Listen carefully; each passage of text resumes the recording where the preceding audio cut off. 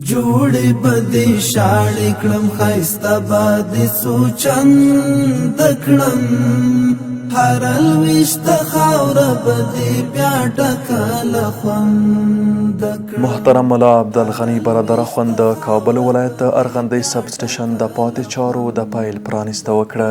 د ریاست له وزرا اقتصادي مرستیال محترم ملا عبدالغني برادر اخوند له لوري نن د روان 1403 لمریز کال د چنګاښ میاشتې په 9 نیټه د ارغندۍ سب سټېشن د پاتې چارو د پیل پرانیسته وشوه. په هغو مراسمو کې چې له همدې امله د کابل په ارغندۍ سیمه کې جوړ شوي وو د اسلامی امارت مسؤلینو، د خصوصي سکتور استازو او د سیمې یو شمېر اوسیدونکو هم ګډون کړی وو.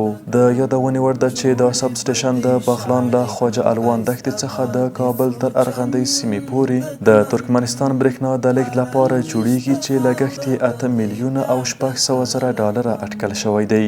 د یادې پروژې کارونه به د شاوخوا 2 کلونو په جریان کې بشپړ شي چې د کابل په ګډون به د غزني، پکتیا، خوست او ننګرهار ولایتونو شاوخوا 400 زره کورنۍ له برېښنا څخه برخمنې شي.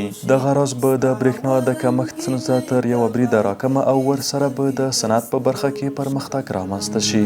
جوړې بدې شاړې کړم ښایسته بادې سوچند کړم هر لویشته خاوره بدې بیا ډکه له خوند کړم.